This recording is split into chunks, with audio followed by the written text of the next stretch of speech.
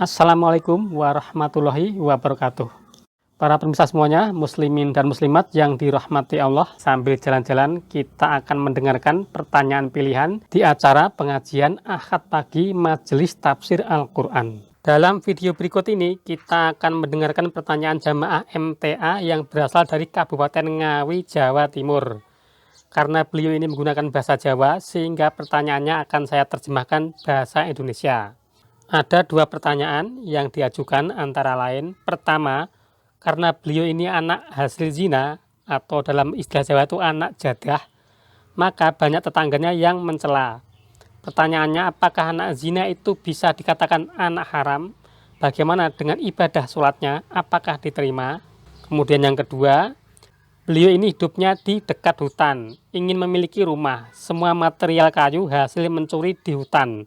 Apakah rumah yang ia tempati selama ini haram? Nah, untuk mengetahui jawabannya, mari kita dengarkan bersama-sama pendapat dari Ustadz Dr. Andes Ahmad Sukino berikut ini. Selamat mengikuti. Assalamualaikum warahmatullahi wabarakatuh. Assalamualaikum warahmatullahi wabarakatuh. Dari mana, Bapak? Nami kula Said saking Dusun Ngancar, Kecamatan Pitu, Kabupaten Ngawi, lerangipun Gunung Kendeng, Pak. Gunung Kendeng. Oke, Pak Said. Ngawi Gunung Kendeng, monggo wonten menapa? Ada apa? Ini orang Kalimantan tadi nggak tahu ini ada apa. Ya, dari Pontianak tadi ada yang asli dari sana, bahasa Jawa nggak mudeng sama sekali. Ya. Mari, Bapak. Saderenge nyuwun pangapunten, Pak, mangke menawi wonten atur kula kirang angel dipun tampi Bapak. Nggih. Saderenge nyuwun pangapunten mriki kula menika buta huruf. Nggih, insyaallah ngaji Quran dadi pinter mengke nggih. Sak dukuh niku sing ngaji teng MTA utawa sak dukuh niku sing buta huruf nggih namung kula kiyambak. Lah sak dukuhan niku sing tumut nderek ngaji teng MTA nggih nembe kula kalih tiyang estri tesik kepencil, Pak. Lah kula menika nek teng dusun kula niku tiyang sing paling rendah kiyambak. Liyane dhuwur-dhuwur ngoten nggih. Sing paling rendah kiyambak nek teng dusun kula tur jejemberi, Pak. Keadaan kula niku. Nggih. Kula menika nek teng dusun kula katelah anak jadah. Nggih. Anak entah, anak zina, anak najis, anak karam. Oh nggih. Anak jadah. Lah kula niki ngaji teng MTA niku padahal nggih pripun nggih. Sak kuat tenaga kula sak kuat pikiran kula niki mboten saged nulis, mboten saged maca. Sagete namung ngrungokke. Lah bareng ngrungokke paham kula amalke lingkungan niku resah, Pak. Nggih, nggih. Resah. Nggih. Berarti pados kula napa niku kula pados pengertosan niku ibarate mulai awit alit ngantos 70 doso taun niku dereng ketinggal saene. Entene namung celah lan celah. Nggih. Bareng kula ngaji teng MTA niku aite tiyang sepuh simpun gapuk balunge niku tesih diungkit-ungkit. Mbok tutupono kaya apa asalmu haram ya tetep karam. Nggih. Nek mbok tutupi kencana to sing apik ya mbok tutupe asale karam tetep karam ngaten. Lah niki sing dados penggalian kula, Pak. Padahal kula niku asal usule nggih kados mekaten niku.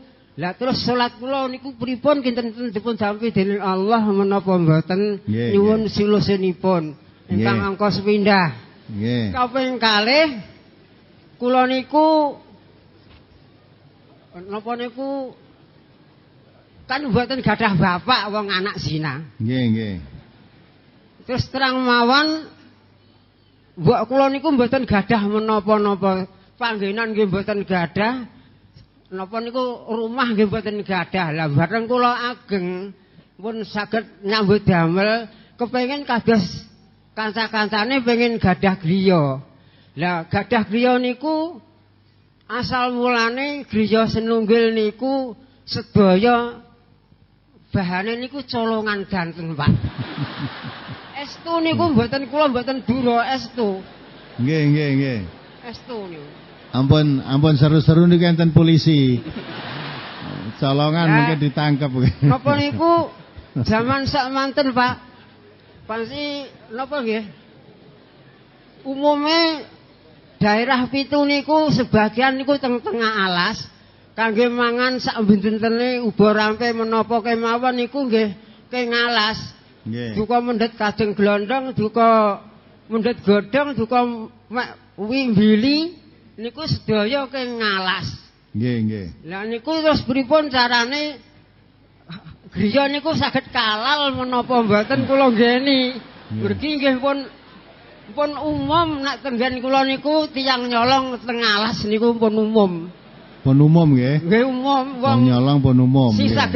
saged tumbas nggih tumbas colongan mboten kok tumbas teng toko mboten. Nggih. Nyolong. Sedaya nyolong. Nggih. Niku pripun dadosipun dados griya kula nggene niki pripun carane saged kalal menapa mboten. Assalamualaikum warahmatullahi wabarakatuh. Waalaikumsalam warahmatullahi wabarakatuh. Ini salah satu diantaranya hasil ngaji kan. Andai kata tidak ngaji, rumah colongan barangnya serang gagas. Sekarang ditempati bertahun-tahun, ya. Sekarang colongan tuh mikir halal apa tidak. Ada yang lain-lain tidak ngaji malah nyolong neh, menggedek ke omahe, ya dah. Ya. Masuk itu wimbili sing itu dari hutan tadi halal apa haram, ya. Nah itulah hasil ngaji.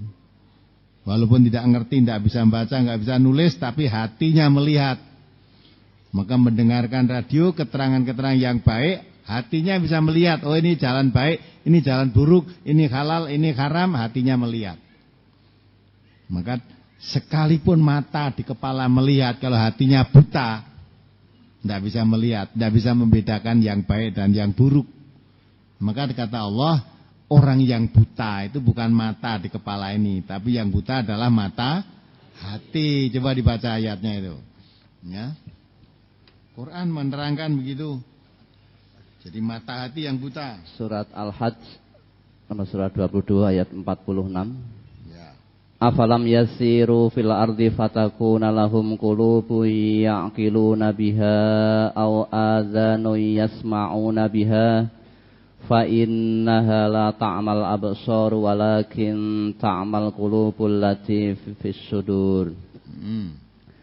Maka apakah mereka tidak berjalan di muka bumi lalu mereka mempunyai hati yang dengan itu mereka dapat memahami, atau mempunyai telinga yang dengan itu mereka dapat mendengar? Karena sesungguhnya bukanlah mata itu yang buta, tetapi yang buta ialah hati yang di dalam dada. Ya, yang buta itu hati. Maka kalau hati yang ada dalam ini buta, tidak bisa melihat kebenaran, tidak bisa melihat halal haram, nggak bisa. Sekalipun mata di kepala melihat, tapi kebenaran tidak bisa tampak. Tapi kalau hatinya yang tidak buta, sekalipun matanya buta, umpamanya tidak lihat, tapi hatinya melihat, bisa melihat dengan terang sesuatu yang kebenaran. Maka saya jawab ya dari yang belakang tadi. Jadi Bapak kalau ambil bili, uwi, bolo, gadung yang dari hutan itu halal. Karena itu yang bili, bolo dan sebagainya itu, gadung dan sebagainya itu, karena saudara kita di Blora kan katanya cari gadung juga itu di hutan-hutan. Itu yang nanam bukan pemerintah kok itu. Ya, bahkan rakyat itu malah Bapak bisa menanam di hutan itu. Kalau tanamannya sendiri seperti tadilah nanam bohong pohon di bawah pohon-pohon hutan itu boleh ditanam, dipetik sendiri hasilnya. Itu pemerintah isinya ya kita semua itu udah sama, pemerintah rakyat, pemerintah asalnya dari dukungan rakyat kan itu kan. Nah, tapi jangan menebangi kayunya, kalau bikin rusak itu, ya ta? Bikin rusak. Nah, tapi ya semua wong sak kampung itu gane nyolong kabeh. Tapi sekarang katanya ada rumah Spanyol, nyolongnya mong separuh gitu loh. Jadi rumah Spanyol itu separuh nyolong gitu. Kalau bapak tadi malah kabeh nyolong. Ya mudah-mudahan lah. Yang sudah ya sudah. Yang sudah kebacut, mudah-mudahan Allah mengampuni karena dulu tidak tahu. Ya dah. Mudah-mudahan Pak Polisi tidak mencatat ini. Ora kok wae iki nyolong tak parani main lah. Jangan. Udah. Ya mudah-mudahan yang sudah ya sudah. Lanjutnya nanti jangan nyolongi kayu lagi sebab itu nanti bisa menyengsarakan rakyat secara luas. Terjadinya banjir semua itu karena pohon-pohon hutan-hutan itu sudah digunduli semua. Nah, maka terjadi kebanjiran, hujan sebenarnya banjir karena daya penampung air hujan itu sudah tidak ada karena hutan-hutan jadi gundul. Ya itu. Ya mudah-mudahan lah Allah mengampuni. Kalau masalah uwi, bili, bulut dan sebagainya boleh itu diambil, boleh. Ya, tidak haram itu. Ini kayunya jangan ya. Kemudian anak jadah. Nah itu salah kaprah ya. Anak jadah itu gimana tuh? Kalau anak wajib enak nanti tuh. Jadi ya Bapak ya, Nabi kita mengatakan kullu mauludin yuladu lal fitrah. Semua bayi yang lahir, apakah bayi itu lahir dari hasil zina atau hasil pernikahan yang sah, anak kiai atau anak gali atau anak bisisan. Ya, semua yang lahir itu dalam keadaan fitrah. Fitrah itu artinya ada kesiapan beragama tauhid, berkesiapan beragama Islam. Semua bayi, walaupun anaknya orang tidak beragama, sama. Ya, jadi bapak tidak usah merasa minder. Bapak lahir tanpa bapak, tidak punya bapak tadi bukan kehendakmu kan? Bukan kehendakmu. Nah untuk milih itu ya, bisa milih itu lahir punya bapak yang sah, bapaknya seorang nabi sisan, tapi ternyata anak nabi sendiri, ya ada yang durhaka kepada Allah. Anaknya Nabi Nuh, dia termasuk kena banjir karena tidak taat kepada bapaknya, walaupun bapaknya seorang nabi.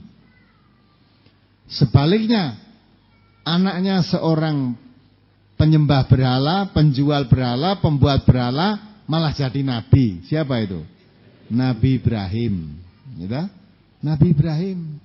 Nabi Ibrahim itu bapaknya orang musyrik, anaknya jadi nabi. Nah sekarang kalau anak nabi apa lahir sudah membawa pahala? Tidak. Kalau anak gali lahir pada membawa dosa? Tidak. Di dalam Islam tidak mengenal dosa waris. Maka sama, kullu mauludin yuladu alal fitrah. Semua bayi yang lahir dalam keadaan berkesiapan beragama Islam, beragama tauhid. Fa abawahu yuhawidanihi au yunasironihi au yumajisanihi. Setelah dewasa kok ternyata jadi Majusi atau jadi Yahudi, jadi Nasrani, jadi Majusi, itu kesalahan didik orang tuanya yang bertanggung jawab. Karena sejak kecil tuh semua bayi sama keadaannya.